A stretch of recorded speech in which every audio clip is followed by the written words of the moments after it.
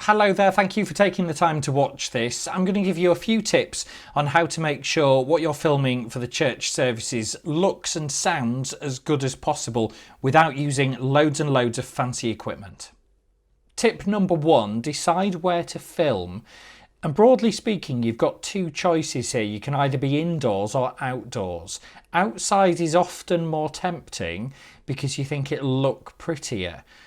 What I would say is beware of filming outside because you stand more chance of having things that can disrupt the picture and sound. So you might have lots of background noise, you might have loads of birds tweeting or traffic going past or people making noise. You could have really bright sunshine, which sometimes is nice, but sometimes just makes really dark shadows that the camera can't cope very well with. So I would say keep things simple and choose somewhere indoors where you have more control over the space that you're in. Tip number two, always film landscape. As you can see here, the picture that I'm in is wider than it is tall, and that's TV and computer screen shaped, and that's what we're looking for. So if you're filming with your laptop or with a camera or with a mobile phone or a tablet, always make sure you hold it this way up. Don't ever be tempted to hold the camera that way because you'll end up with a really thin bit of picture just down the middle of the screen. The next thing to think about is lighting. You don't need any fancy light. You can make do with the natural light in your room. But there is a couple of things you can do to improve how bright your face looks on screen. So take a look at this. So here's a mistake that lots of people make. They always think it'll be a really nice view if you film with the window behind you, because you'll be able to see outside and it'll look really pretty. Unfortunately, cameras don't always cope with that very well, and there is a reason why on TV they always sit victims of crime in front of windows when they want to disguise their identity, because windows are very good at helping you to film a silhouette in front of them.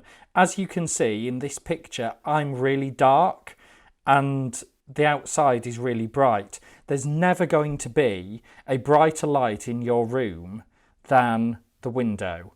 So don't ever be tempted to put the window behind you. It will always look bad. Instead, why not use your window? So you can see that here I've just turned round and now I'm using the light from the window to illuminate me, and suddenly I'm a lot easier to see. So if I set my camera up here, you'd see me a lot more clearly. So once you've decided where to film, tip number four is think about the framing of your picture. Here you can see I'm pretty much in the middle of the picture rather than being off to one side, and my head is up towards the top of the frame but not sticking out of the top, and that's ideal. Also, have a think about how far away from your camera you are, especially if you're not using a microphone that's clipped onto you. If you're a long way away like this, not only are you quite small in the picture, like you can see I am here, but you're also a long way from the microphone, so it's not going to pick up the sound of your voice terribly well. Okay, tip number five is think about where you are placing your camera. So you can see I've moved my camera here to try and demonstrate something that isn't as good. So I'm filming this on my laptop, and as you can see I've got my laptop in front of me at exactly the place I might usually use it to work on, but as you can see the laptop's quite low down, so what you're getting a lovely shot of is all the way up my nose, and it looks quite unnatural, and you can see loads of my ceiling above here, and I'm sort of looking down on the camera, and it's not that nice to look at because of that. What it's much better to do is find where your camera lens is and get it so it's more like eye level. So just, if necessary, put your laptop on a box or something to just raise it up, and you can see here on this box I've got in front of me, it just means that the camera is far more at eye level, and when we're talking to one another it just looks more natural. Okay, next tip. listen to the background sound before you start recording and then decide whether or not you're in a good place. So just stop and listen really carefully, and what can you hear? You'll be surprised how many things you can sometimes hear in the background. Can you hear birds twittering really loudly in the background? Is there an aeroplane going over the head? Is there a noisy lorry driving past? If you're indoors, is there a fridge making loud noise? Have you got a fan going? Is there a TV on somewhere that's in the background but that you can hear? Try and eliminate any unwanted background noise, because you'll be really surprised how well your camera picks up background sound sometimes. While we're thinking about sound, don't be frightened to speak up a little bit. It's always better to project your voice a little bit more, because it will make your voice louder on the recording. If you talk naturally very quietly and there is some background noise, if when we edit everything together we have to make it louder, everything will get louder. So you'll get louder, but so will all the background noise. And if there's not much difference between your voice and the background sound, everything gets louder together.